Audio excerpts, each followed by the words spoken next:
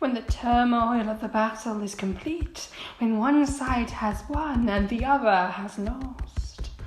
That will happen before the sunset. Where shall we three meet? Upon the open wasteland, there to meet with Macbeth, Macbeth, Macbeth!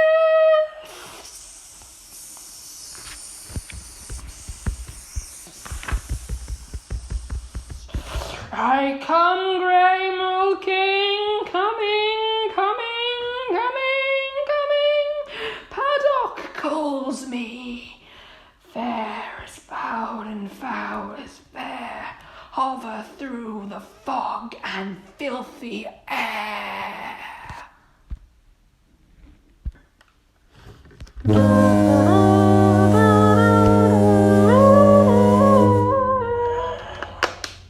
Who is the bloody man? Judging from his appearance, I assume he can tell us the latest news of the revolt. Father, this is a good sergeant who fought to keep me from being captured. A brave friend. Tell the king the state of the battle as you left it. For a time, you couldn't tell who would win. MacDonald's rebels and your majesty's army were like two exhausted swimmers clinging to each other and thrashing in the sea. The villainous rabble of MacDonald walled at foot, soldiers and horsemen from Ireland, and the Hebrides and the goddess Fortune smiled cruelly at his enemies like a rebel's whore. But all those forces weren't strong enough. Scorning Fortune, brave Macbeth swung his bloody smoking sword across the battlefield till he found MacDonald. He didn't stop to say farewell or shake his hand before he split him open from navel to jawbone and stuck his head on our castle walls. Brave kingsman, oh wavy Macbeth! But, your majesty, just as violent storms arrive when spring appears, our success against MacDonald created new problems for us. As soon as we sent those Irish mercenaries running for cover, the Norwegian king saw his chance to attack us with fresh troops and new polished weapons. Didn't this frighten our captains Macbeth and Banquo? As much as sparrows frighten eagles or rabbits frighten a lion, truthfully they fought this new enemy with twice as much force, like cannons loaded with double ammunition. Perhaps they wished to bathe in their enemy's blood, or make it that the battlefield is infamous as a Golgotha, where Christ was crucified. I don't know, but I'm fate. My wounds cry for nursing. Your words, like your wounds, bring you great honour. Take him to the surgeons. Who is this? The worthy Thane of Ross. How frantic his eyes look. He looks like a man with a strange tale to tell. God save the king! Where have you come from, worthy Thane? Great king, I have come from Fife, where the Norwegian flag flies, mocking our countryland and leaving our people cold with fear. An enormous army assisted by the disloyal traitor, the Thane of Cawdor. The king of Norway began an ominous battle, but then Macbeth, clad in his battle-weathered army, met their attack shot for shot as if he was the very bridegroom of the goddess of war. Finally, he broke the enemy's spirit, and we were victorious. Great happiness! And so, now we swend the Norwegian king wants a treaty, but we wouldn't even allow him to bury his men until he retreated to St. Colm's Inch and paid us 10,000 coins. The Thane of Cawdor shall never again betray me. Go announce his execution, and then tell Macbeth that all Thane of Cawdor's former titles now belong to him. I'll see it done. What Cawdor has lost, noble Macbeth has won.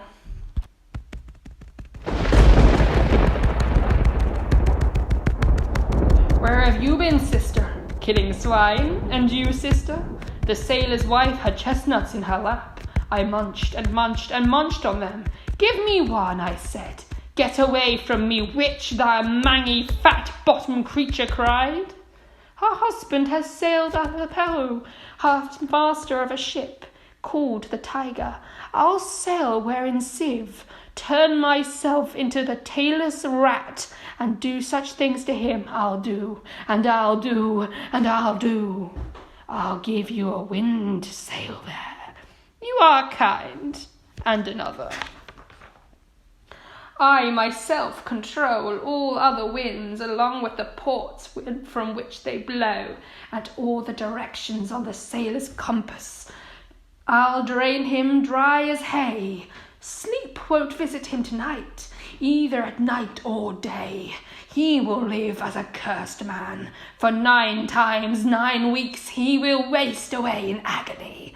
I cannot make his ship disappear, but I can wreck it with storms. Look what I have here. Show me, show me. Here I have the pilot's thumb, drowned as a homeward he did come.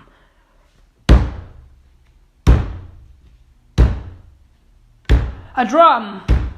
Macbeth has come.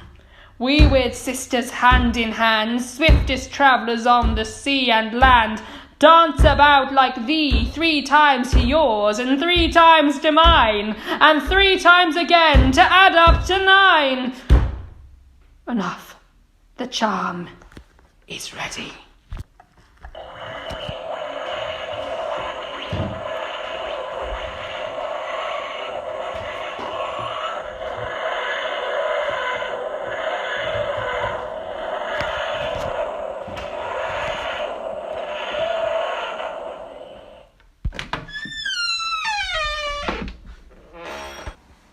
I have never seen a day so foul and fair all at once. How far is it supposed to be to the forest? What are these creatures so withered and wildly dressed? They look like nothing on the earth, yet here they stand. Are you alive? May I, a man, question you? You seem to signal that you understand me, but each putting a gruesome finger to their skinny lips. You look like women, yet your beards prevent me from believing that. Speak, if you can. What kind of creatures are you? All hail Macbeth. Hail to you, Thane of Glamis. All hail Macbeth. Hail to you, Thane of Cawdor. All hail Macbeth, for he shalt be king hereafter. Sir, why do you look so startled and afraid at these excellent words? Tell me honestly, are you illusions, or are you really what you seem to be? You greeted my noble friend with honours and predict our future, so glorious that he's gone speechless. But you say nothing to me. If you can see the future and say how things will turn out, tell me. I do not beg favours, and I do not fear your hatred. Hail, hail, hail! Hail to you, who are lesser than Macbeth, yet also greater. Not so happy as Macbeth, yet much happier. Your descendants will be kings, though you will not. So all hail Macbeth and Banquo. Banquo and Macbeth, all hail. Wait, you incompetent speakers. Tell me more. I know that I am the Thane of Glamis because I inherited that position when my father, Sinel, died. But how can you tell me the Thane of Cawdor? The Thane of Cawdor lives, a rich and powerful gentleman, and for me to be king is as impossible as my being Thane of Cawdor. Tell me where you learned this strange intelligence, and why you stop us at this desolate place with this prophetic greeting. Speak, I command you!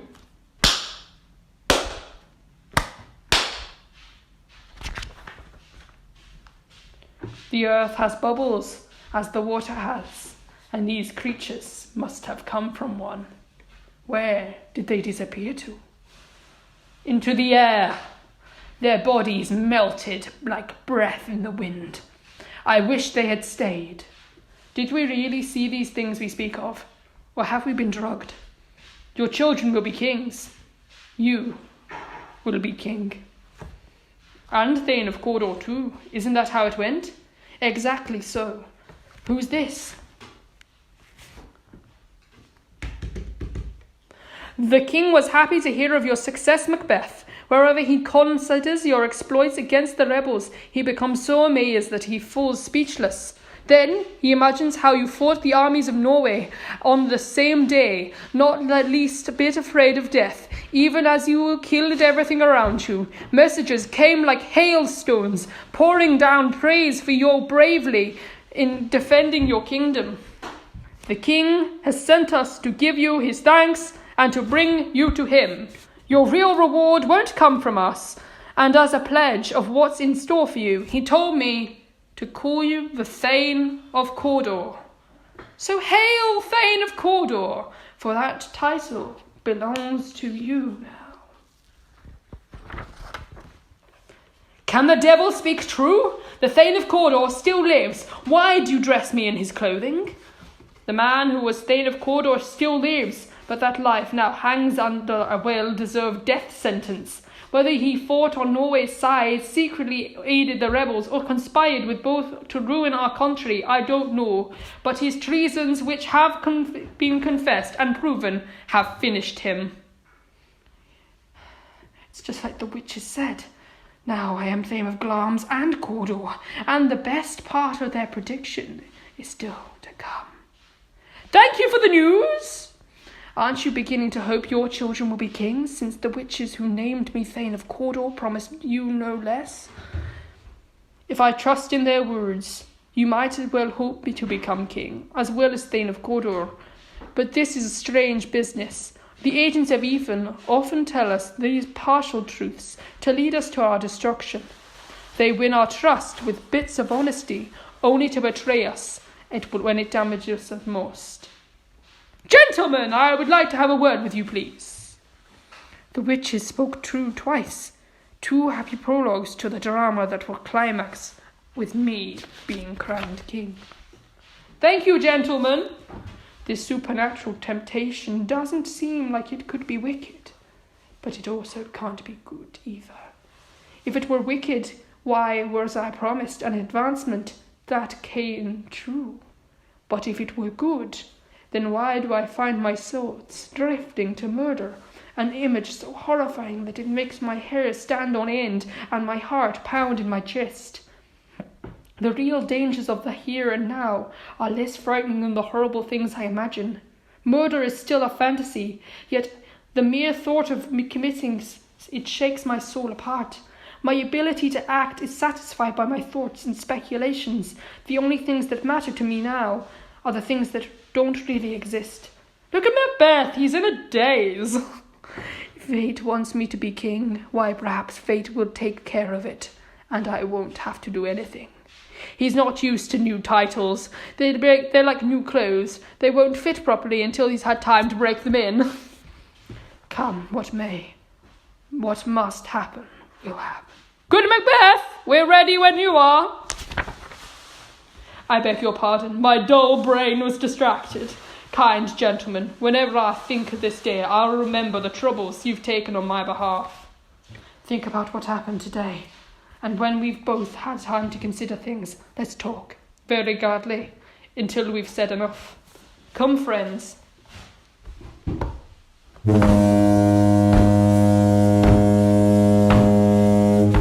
Has the former Thane of Cawdor been executed yet? Why haven't the people in charge of that mission returned yet? My lord, not yet, but I spoke with someone who saw Cawdor die, and he said that the Cawdor openly confessed to his treasons, begged your highness forgiveness, and repented deeply.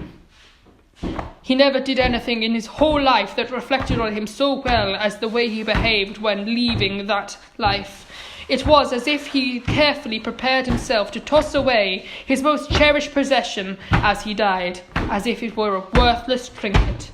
There's no way to read a man's mind by looking at his face. I trusted Cawdor completely. My worthy kinsman, this is just the moment I was feeling guilty for the ingratitude I have shown you. You have done so much for me, so fast, it has been impossible to reward you properly. If you deserved less, then perhaps my payment could have matched your deeds. All I can say is that I owe you more than I can ever repay. The opportunity to serve you is its own reward. Your only duty, your highness, is to accept our tributes. Your people are like your children, or your servants, by doing everything we can to protect, love, and honour. We do as well as we should. You are welcome here. By making you Thane of Cawdor, I have planted the seeds of great career for you, and I will see to it that they grow. Noble Banquo, you deserve no less than Macbeth, and everyone should know it. Let me embrace you and hold you to my heart. Whatever I accomplish is a credit to you. My joy is so overwhelming. It brings me tears to my eyes. Sons, kinsmen, lords, and all those closest to me will be my witness as I bestow my kingdom to my eldest son, Malcolm. Today I name him the Prince of Cumberland, but Malcolm should not receive honours alone. Titles of nobility will shine like the stars on all who deserve them. And now, Macbeth, we go to your castle at Inverness, where your hospitality will make me even more obliged to you. Any time not spent in your service is labour, not rest. I'll be the messenger myself and bring the news to my wife of your approach. I humbly take my leave. Oh, my worthy Cawdor! Malcolm, the Prince of Cumberland, he lies in my path to the throne. I'll either have to step over him or give up. Stars, hide your lights so that no one can see my black and deep desires within me.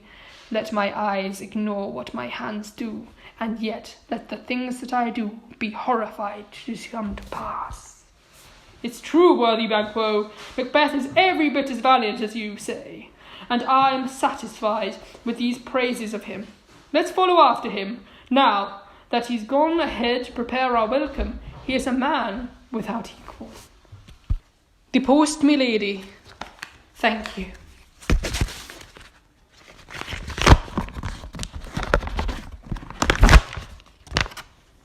I met them on the day of my victory in battle. I have since learned that their knowledge far surpasses our mortal understanding. When I burned to question them further, they turned into air and vanished. While I stood spellbound, messengers from the king arrived and greeted us, the Thane of Cawdor, which is precisely how the weird sisters had saluted me before, hailing me as the future king of all this I have thought to tell you, my dearest partner in greatness, so that you could rejoice along with me, rather than remaining ignorant of the greatness that is promised to you. Keep it a secret in your heart, and farewell.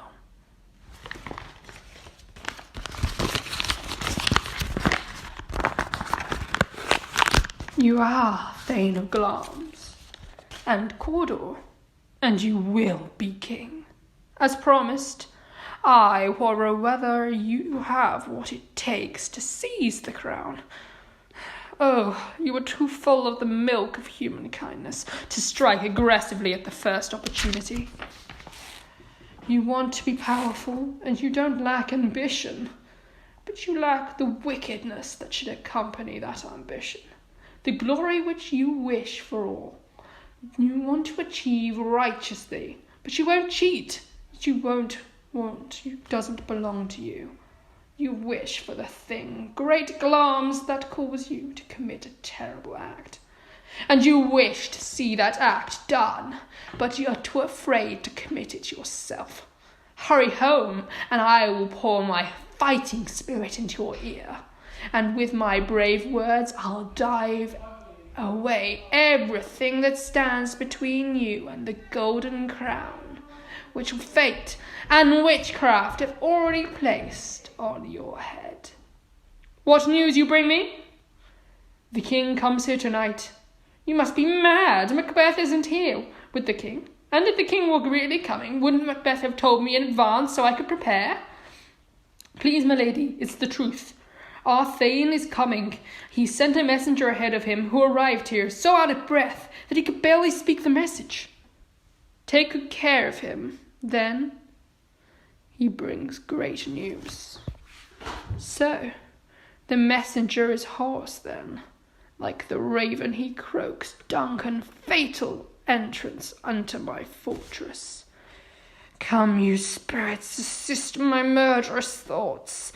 Take away my womanhood and fill me from head to toe with the direst cruelty. Thicken my blood and stop my veins so I can't feel pity, so that no human compassion can stop me, my victorious plan, or prevent me from accomplishing it. Come to my woman's breast and take my milk for poison. You murdering demons, wherever it is you wait invisibly, waiting to do evil. Come, thick night, and shroud the world in the darkness smoke of hell, so that my razor, like knife, can't see the wound it cuts open, and heaven can't peek through the darkness to cry, "No! Stop!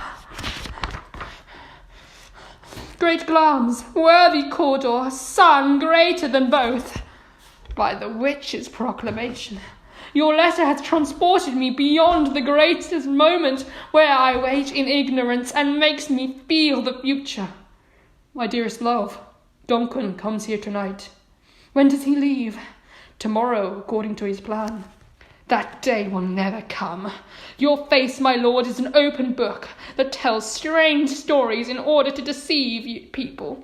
You must appear as they expect you to look. Greet the king with a welcoming expression in your eyes, your hands, and your words. You should look like an innocent flower, but be the serpent that hides underneath it. The king is coming, and he must be cared for. Let me handle tonight's preparations, for tonight change all our nights and days to come. We will speak about this further. Just greet our guests with a clear face, looking troubled, always arouses suspicion. Leave all the rest to me.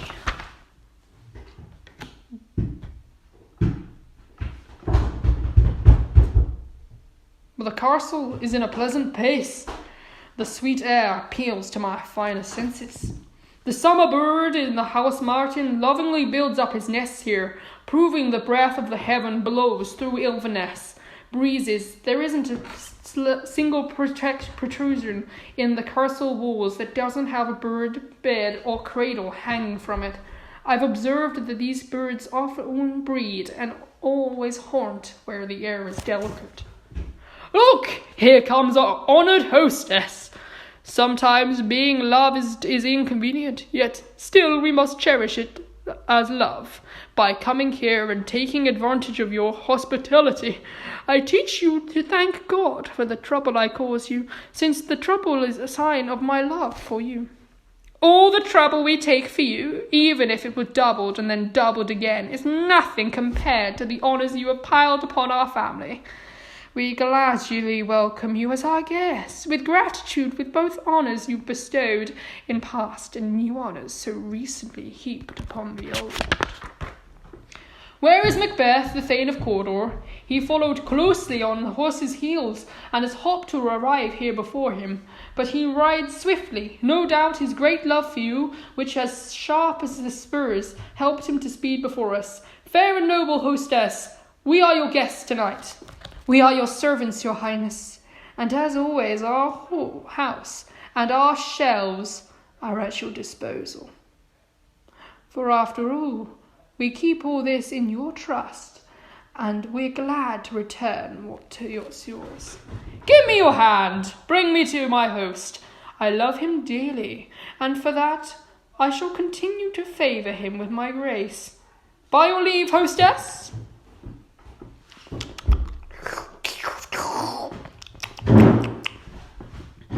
If the deed would end this business, then it would be the best to do it quickly. If the assassination could sweep my future clear like a net, if only this murder could be the be-all and end-all of this entire affair, then, in this little island of my mortal life, I would risk my soul in the next world. But crimes as these always have punishment in this world.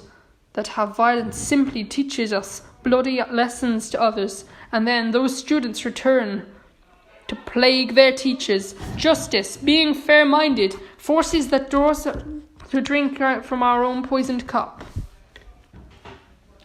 The king trusts me twice over, first as his kinsman and then as his subject. I am sworn to protect him, and as his host I should be barring the door against the murderer, not wielding the knife myself. Besides, Duncan has worn his authority so mildly and kept himself so pure that when he dies his virtues will trumpet like angels against the wickedness of his murder. Pity, like a naked New York-born babe, will ride the stormy winds, or else winged angels on invisible horses will blow the news of that horrible deed into every eye, so that people's tears drown in the air. I have nothing to spur me into careful action. All right, I have is wild ambition, which might make me vote too high, only to crash on the other side. What news do you have? He has almost finished the dinner. Why did you leave the banquet hall? Has he asked for me? Don't you know he has? We can't go on with this plan. The king has honoured me, and I will have earned good opinion of all sorts of people. These glories should not be worn away while they are fresh, not tossed away so soon. What happened to your dream? Was the drunk when it had made these plans? And did it go to sleep only to wake up green with sickness and place a fear at its former boldness? From now on, I'll consider your love just to be as fickle.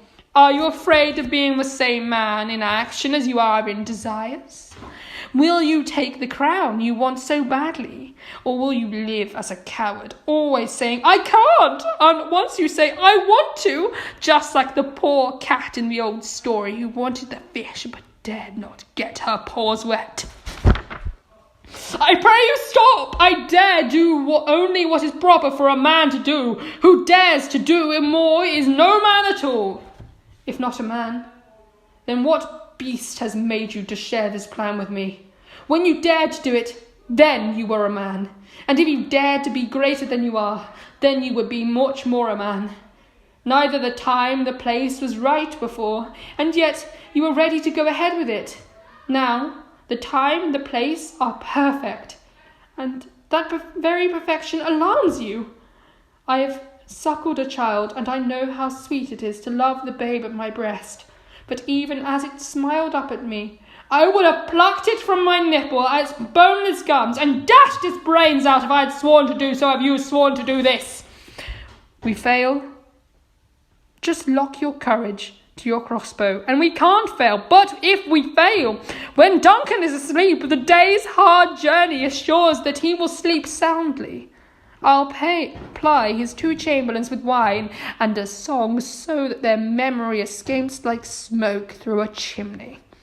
When they lie asleep like pigs, so drunk that what they're dead in the world, what won't and you and I be able to do the unguarded Duncan?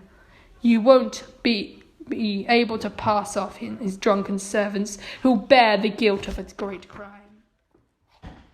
You may breed men and children only, for your steely spirit should form nothing but males.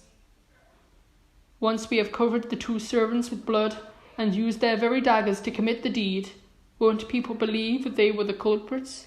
Who will dare think otherwise when we grieve and clamour so loudly over Duncan's death? I am settled, and I will exert every muscle in my body to commit this crime. Go now, and mock the night with your hospitality. Hide with a false pleasant face. You know in your false evil heart